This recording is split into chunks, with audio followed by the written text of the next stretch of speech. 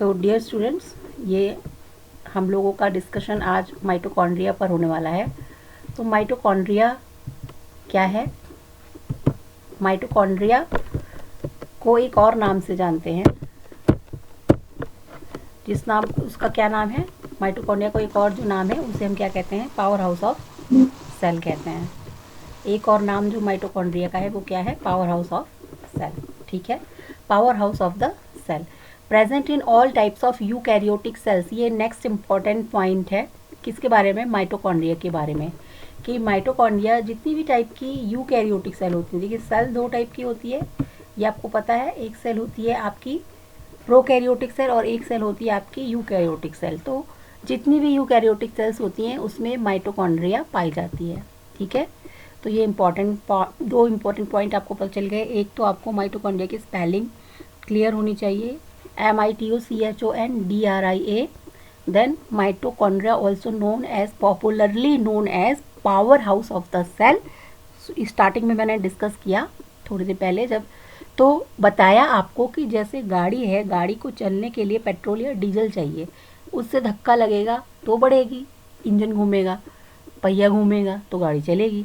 लेकिन अगर धक्का लगाओगे तो धक्का लगा के भी मैकेनिकल एनर्जी मिलेगी, पहिया घूमेगा और चलेगी गाड़ी।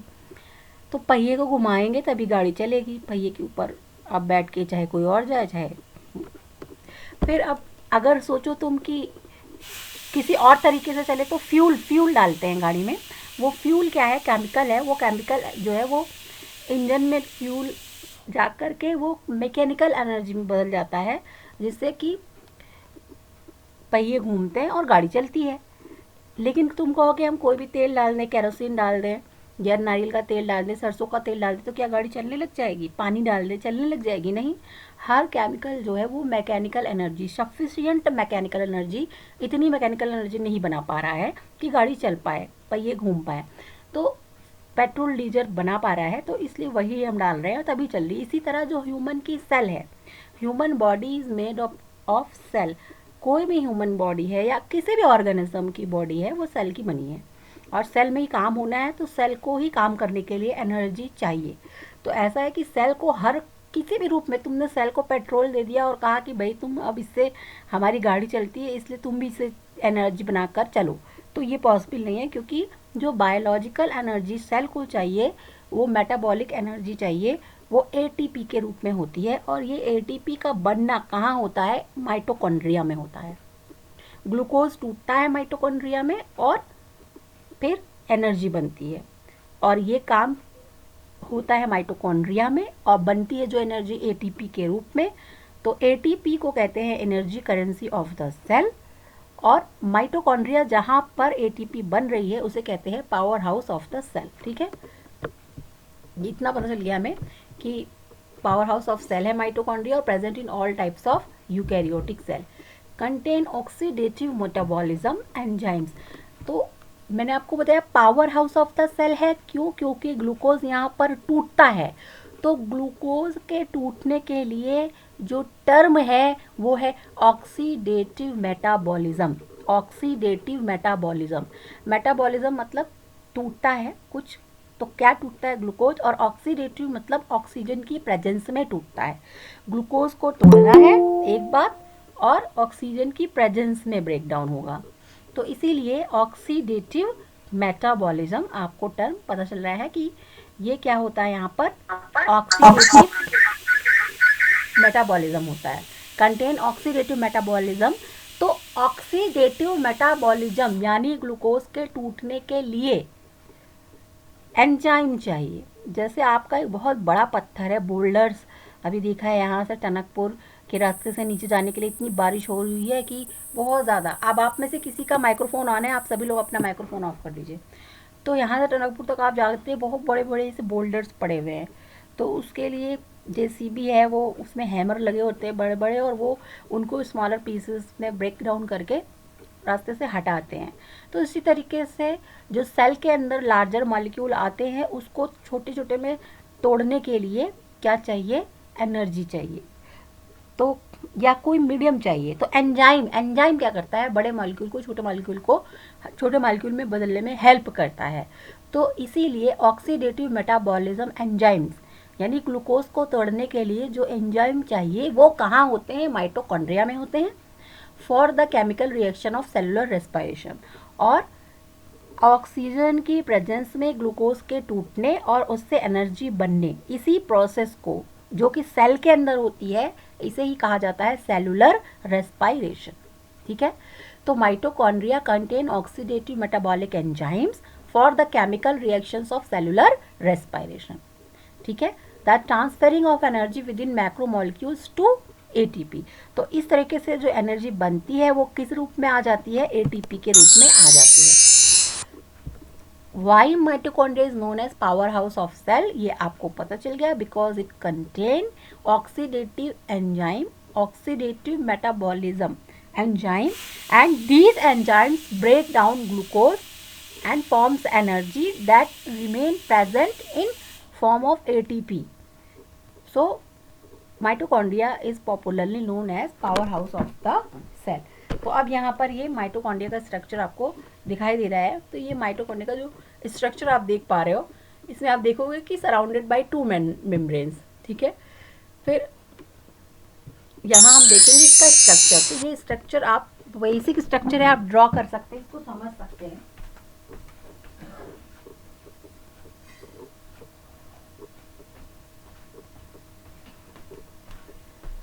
ये स्ट्रक्चर थोड़ी देर के लिए आपको स्क्रीन पर है कि आप अपना आराम से इसका कैप्चर करना चाहे स्क्रीन तो कर सकते थे। तो माइटोकॉन्ड्रिया के स्ट्रक्चर में देखने पे आपने देखा कि बाहर से एक बाउंड्री दिख रही है, शू शेप का दिख रहा है, शू जैसे जूते का सोल होता है उस तरीके का दिख रहा है स्ट्रक्चर। और 2 मेम्ब्रेन है, outer membrane, inner membrane. Outer membrane is smooth outer membrane, continuous smooth membrane है। ये देखिए कि आउटर मेम्ब्रेन माइटोकॉन्ड्रिया की आप देख पा रहे हो कैसी है आउटर मेम्ब्रेन, यहाँ पर देख पाएंगे आप। ये देखिए बाहर एक मेम्ब्रेन है जो पूरी कंप्लीट है, सॉरी ये इधर दिखाती हूँ आपको, इधर से ये देखिए ये एक कंप्लीट है मेम्ब्रेन और स्मूथ है। ठीक, जबकि आप इनर मेम्ब्रेन को देखोगे तो ये देखिए इनर मेम्ब्रेन ये है फोल्डेड, तो इसीलिए लिखा है smooth outer membrane and folded inner membrane is present. ठीक है, आउटर मेम्ब्रेन स्मूथ है और इनर मेम्ब्रेन क्या है, फोल्डेड है। ठीक है, तो folded inner membrane with layers, इसमें लेयर्स होती हैं और इनमें क्रिस्टी प्रेजेंस होते हैं, स्पेशल स्ट्रक्चर क्रिस्टी प्रेजेंट होते हैं, उसके बारे में भी हम लोग बात करेंगे। और दोनों मेम्ब्रेन के बीच में कुछ स्पेस भी है, कुछ गैप भी है। ये देखिए दोनों मेम्ब्रेन है, ये मेम्ब्रेन है आउटर, एक ये आउटर मेम्ब्रेन है और इनर मेम्ब्रेन है। ये देख सकते हो आप कि ये आउटर मेम्ब्रेन है और ये इनर मेम्ब्रेन है। तो इनके बीच में स्पेस है, जैसे ये स्पेस दिख रहा है आपको, तो इसी स्पेस को यहाँ पर देख सकते हैं, स्पेस दिख रहा है, इसे इंटर मेम्ब्रेन स्पेस कहा गया है। ठीक है, यहाँ भी कुछ प्रोसेस होती है।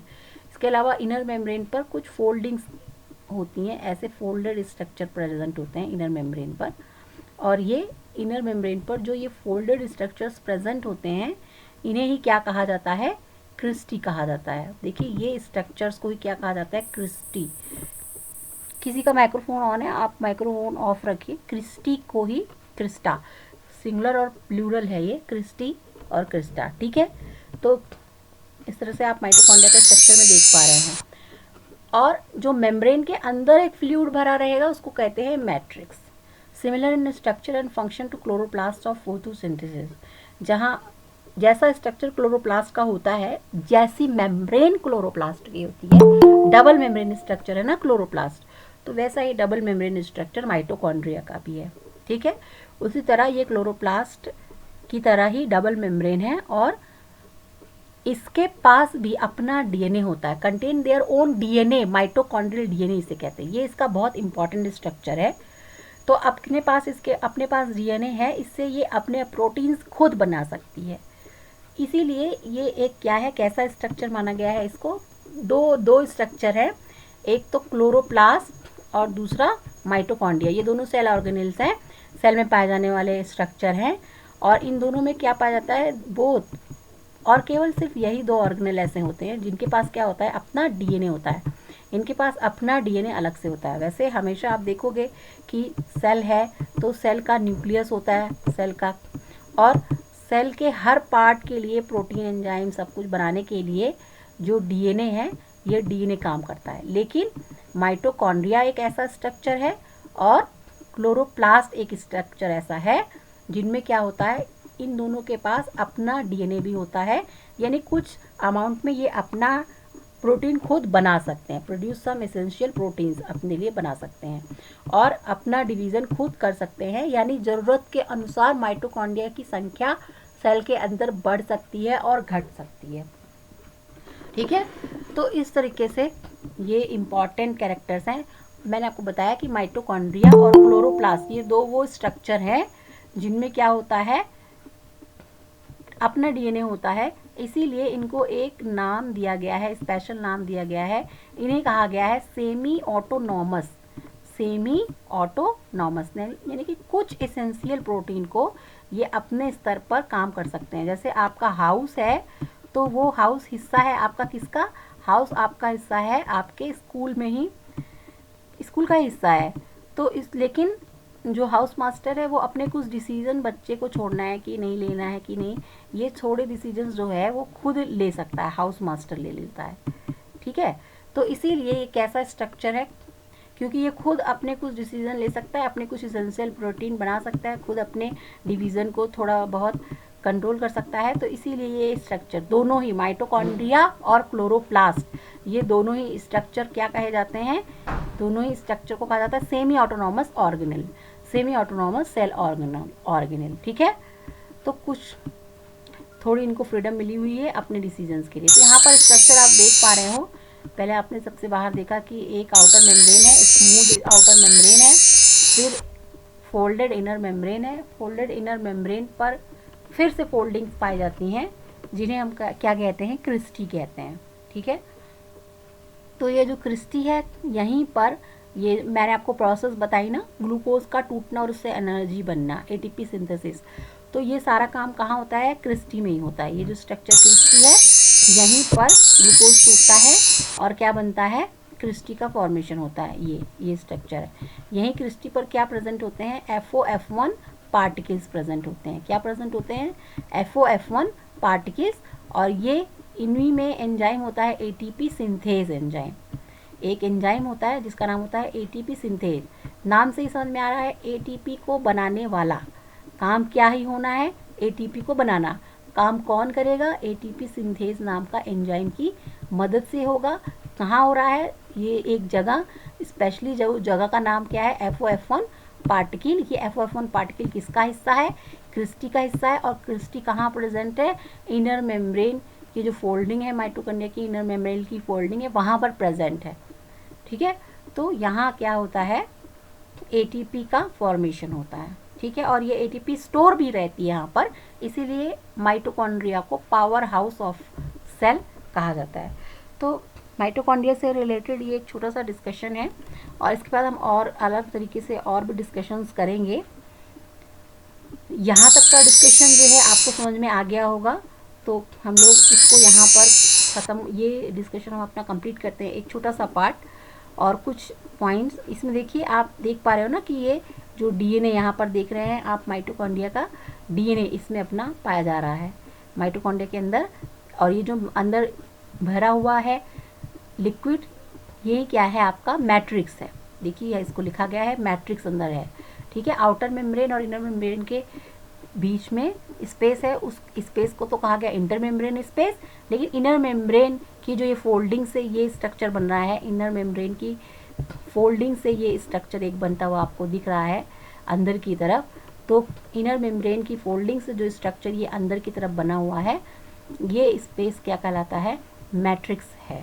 और इसमें ही इसी में क्या पाया जा रहा है, डीएनए पाया जा रहा है। ठीक है, और ये जो फोल्डिंग है, मेम्ब्रेन की फोल्डिंग है, इसी पर ऐसे फिंगर लाइक प्रोजेक्शंस इस तरह से पाए जाते हैं, जिन्हें हम क्या कहते हैं, क्रिस्टी कहते हैं। और इस पर ही स्थित होते हैं क्या, FOF1 पार्टिकल। और ये FOF1 particle ATP synthase enzyme इनमें रहता है, जिसकी मदद से एटीपी बनने का काम या ग्लूकोज के ब्रेक डाउन का काम यहाँ पर होता है। और इस प्रोसेस को कहा जाता है सेल्यूलर रेस्पायरेशन।